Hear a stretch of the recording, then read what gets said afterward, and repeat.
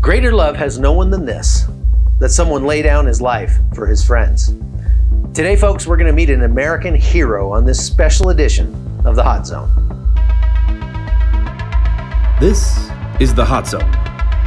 Engaging with the news in a whole new way, international war correspondent Chuck Holton brings insight into areas of crisis and lets you help those affected.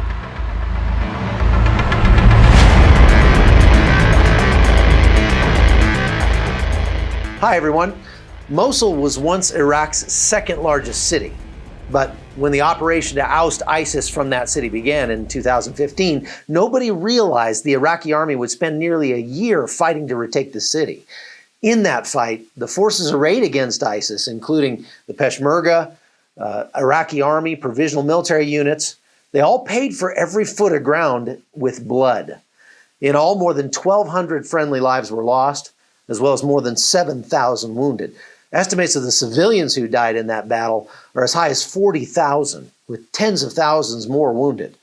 Well, there was very little medical aid available, even among the army units, and two Americans decided to do something about that. Today, we have the privilege of hearing from one of them, Derek Coleman, who's a former machinist from California. Tell me about your experience in Mosul, start to finish, and what you learned from it, first of all. Okay, so in 2015, late 2015, I flew to Iraq to volunteer with the Kurdish Peshmerga. I'm not former military, but I have firearms experience, medical training, just kind of a jack of all trades type of person, prepper, and wanted some adventure. So I lived in Iraq from that time all the way till middle of 2017.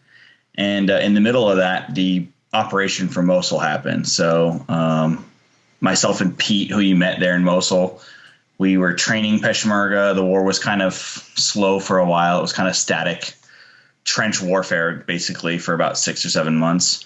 And in that time, we just treated odd refugees, trained Peshmerga on basic medical, tried to do what we can.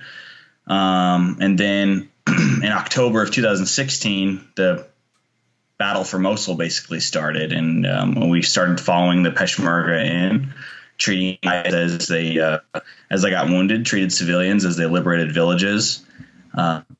Eventually, the Kurdish Peshmerga kind of captured all their territory, and that was kind of a transition for us because the Peshmerga were done fighting, so we decided to join up with the Iraqi army.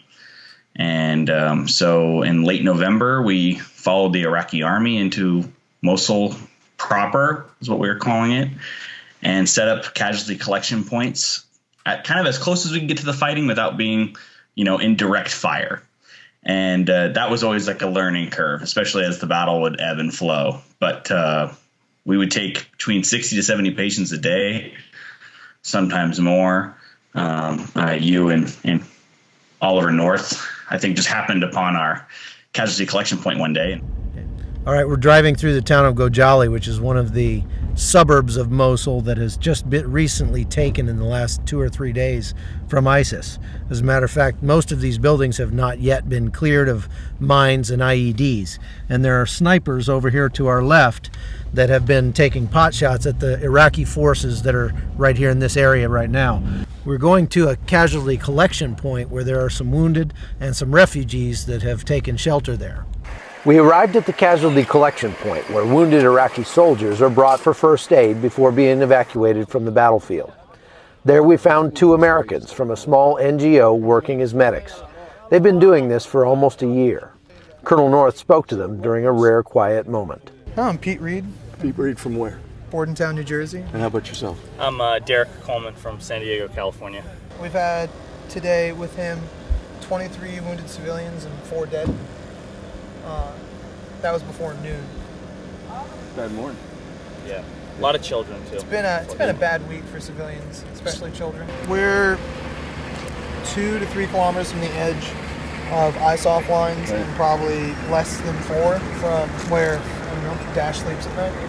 Before long, more wounded came in, and the two medics went back to work. Fresh troops passed by heading for the fight.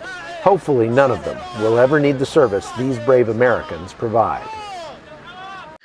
scrounging what medical supplies we could, just doing basic triage, first aid, so they could survive the ambulance ride to the nearest hospital, which sometimes could be a 45 or longer minute drive. So that was the best we, tried to do. And yeah, we think we did a lot, and helping people out and seeing people survive the trip that otherwise would have died in a few minutes. A lot of amputations. I mean, everything modern warfare has to offer. Car bombs were a big one. A majority of our patients were civilians, just because of the, as the population was so densely packed by that point. Whether they were Sunni holding out to the last moment, trying to stay with ISIS and, or not able to escape. It didn't really matter. But at that point, civilians were so concentrated that, the way I thought about it was, let's say a suicide vest goes off to hit a soldier. Well, there's 20 civilians right there, too. So by that simple fact alone, people are huddled together in basements and cars. And so, yeah, a lot of the people we treated were civilians, and a lot of them children, unfortunately. So that was our daily life. How did you guys get medical supplies? I mean, what was your supplier for that? So to start, we were actually scrounging from like old oil companies that had come and gone. The oil industry there in Kurdistan had kind of fled. And so there was actually generous people who were like, hey, we've got all these like first aid stuff that we're leaving behind because basically, we're abandoning an oil field or oil derrick. And so it started with that. We did a lot of, buying cloth at a bazaar and making improvised stuff.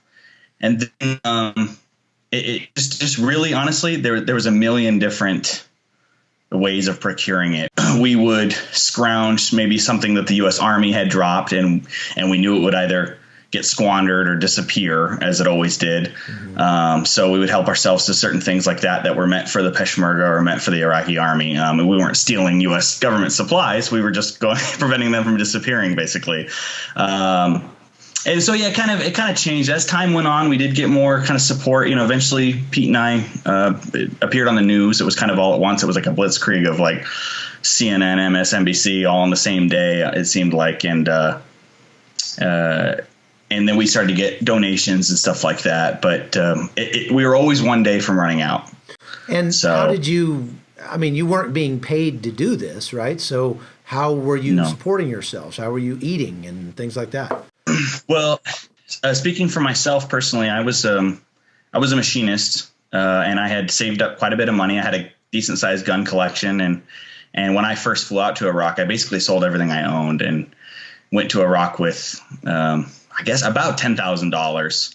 And that goes quick, as you probably know. If you're not bringing anything in, even in a cheap country like Kurdistan, if I'm, volunteering at a hospital and sleeping on the ground, it's still, if I don't have anything coming in, it starts to disappear. Eventually, we partnered up with a Slovakian NGO, which was able to kind of keep us afloat with a monthly kind of stipend, I guess you could say, or a salary. As far as food and housing, I mean, we would just live with the military for free. So if it was the Kurdish Peshmerga, they would feed us 3 square meals a day when we could, and we would sleep with them. And then same with the Iraqi army. I mean, these guys, it didn't take long for us to become heroes to these guys because we were even their friends. Yeah, they knew that. What was the reception you got when you first showed up and said, "Hi, we're here to help you"? And they were like, "Yeah." It's funny because you kind of nailed it. Like that's exactly how it happened. Is just the way your impersonation right there. I mean, with the Peshmerga, it was more gradual. We had kind of, the war was slow, so we had done trainings with these guys, and I think, there was a whole smattering of volunteers that showed up, especially in Kurdistan. And I think they kind of gave a lot of volunteers a bad name because these guys, maybe were gung-ho about wanting to fight, or maybe they were former military and it was my way or the highway. And myself not being former military, Pete was a Marine, but we were able to kind of bend with the culture and figure out that, look, we got to be patient with these guys. We got to do things their way and then try to do what we can and teach them.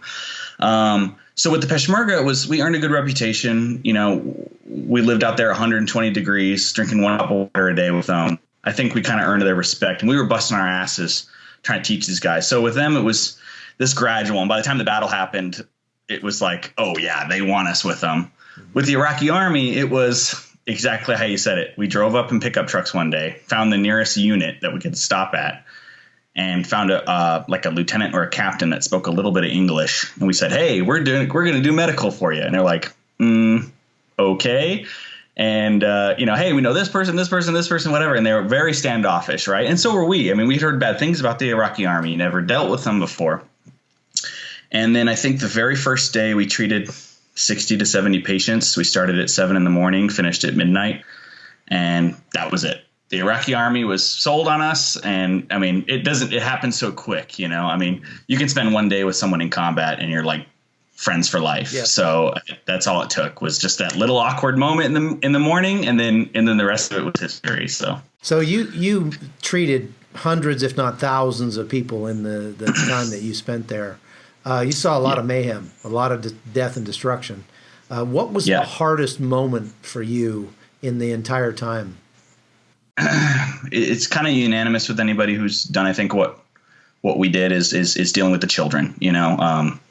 Children have no choice in any of these things. A civilian adult is a lot of times maybe they, even if they're a victim of this war, like most of them are, of course, they made choices at least too. Maybe they lived in the city 2 years ago and they chose, but a child literally is just passive and has no control over anything. Mm-hmm. And that's tragic in and of itself, and then you throw them into a war. I mean, as far as a particular moment, there's, you kind of, emotion will catch up with you every once in a while, and then you kind of push it back down because you can't deal with it. You can't digest it right there in the moment. You've got 15 bleeding people. Two moments that kind of stick out with me that I think are both unique in their own way is a child that I ran to the back of a Humvee to, every time a Humvee or truck or whatever came up, I never knew what it was, right? There was no one telling me, hey, there's a double amputee coming this way, whatever. And I went to the back and there was a child in the back of a Humvee and I picked him up and tried to carry him, like this, like you would carry a small person. And I didn't realize his legs were basically disconnected and only connected by skin. And so he actually kind of fell through one of my arms and I had to kind of throw him on top of me in order to prevent him from falling on the ground. And I carried him in and I was just covered in head to toe from his blood, just because I wasn't really expecting the injury he had. And we treated him. He tourniquet, everything you could. But of course, he was kind of already gone at that point. And anyone who's worked in medical, they'll probably tell you the same. But children, it's like they're active, and then they just drop. Where an adult, you kind of see them slowly fading away. The other thing that kind of sticks out for me is I was actually alone at one point because Pete had gone to treat somebody at a different location, and we ended up getting 8 or 9 people at the same time. And they set 2 guys on stretchers, and I looked at one guy and he was missing both his legs, missing an arm, burned from head to toe. And I looked at another guy, he was burned from toe and missing one leg. And I thought, I can't treat this guy with the 3 amputations. I got to go to this guy first. So I skipped over this patient, in triage in the most extreme form, treated this other guy, got him at least tourniqueted, had some other Iraqi medic. Well, they knew basic stuff. You could get them to they were basically our assistants, and through broken English or Arabic, and got this guy kind of started.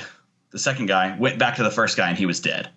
And it was like just that quick little moment, and I could have never saved him, right? That's what I tell myself in my head. But it was weird to go basically choose who was going to get treated, and the other guy who I didn't choose died immediately, basically. So those little moments stick out for me. Smells, certain things take me back, but nothing really haunts me. I think the lucky part is. Sorry, you spent more time in active combat than the vast majority of soldiers, sailors, Marines, anybody. So my question is, how hard has it been for you to come back to regular life? We were seeing the results of battle all the time, but not necessarily being in the battle. I mean, we would have mortars land by and shots would ring over and stuff. And I guess just dealing with the casualties was its own form of kind of the combat, especially in the conditions we were in. We just had to take a break every once in a while. It was usually Pete that would kind of just go, you know what, I need a breather. Like, we just need to disappear for half a day, and we would go back to Erbil, which anyone who was in Kurdistan knows it's kind of strange. You can be in modern combat, and then a 45-minute drive, you're in a city with Pizza Hut. So every once in a while we'd have to do that, but that was tough too, because whenever we left, we knew nobody was treating. Coming back home, it was a weird experience. It's like feeling afraid of things that when I was never afraid in combat in certain scenarios. Maybe I'd hear firecrackers outside for New Year's Eve, like I'm sure it'll happen tonight, and I don't know. Like, I don't know how I'm going to react. It's weird. Even though I know I'm safe in my head, my body is like, it'll kind of give me a little, shakes, whatever. But I've adapted really well. I don't have nightmares or anything like that. It was kind of like this 3 or 6 month period where I was kind of adjusting. Yeah. And I kind of, I figure that's kind of the normal human reaction to digest it. Absolutely. Well, that's fantastic. And Derek, it's so good of you to come and tell us your story. I'd love to hear more about it, but we're out of time. But sure. Man, you are a hero. There's no two ways about it. And I know that has been the most amazing adventure of your entire life. It's the kind of thing that you will tell your grandchildren about. But I pray that the good deeds that you have done throughout those actually more than a year in that environment will come back on you tenfold. So thanks for talking with us. It's real good talking to you. Yeah, no problem. My pleasure. Folks, these are the kinds of stories I intend to bring you on this podcast. I want to let you hear about what's going on in the areas of crisis directly from the people who are in the thick of it. And as you listen to this, I'm heading to Syria, and I'll be looking for more amazing interviews like this. So stay tuned. Over the next couple of weeks, I probably won't have enough internet to get many episodes of this podcast out, but be patient. When I get out of Syria, I'll undoubtedly have some amazing stories to tell you. So check back often and like and subscribe at patreon.com/hotzone. Thanks for your support. I'm Chuck Holton. The Hot Zone is produced by Amy Holton and Livefire Media. Copyright 2019.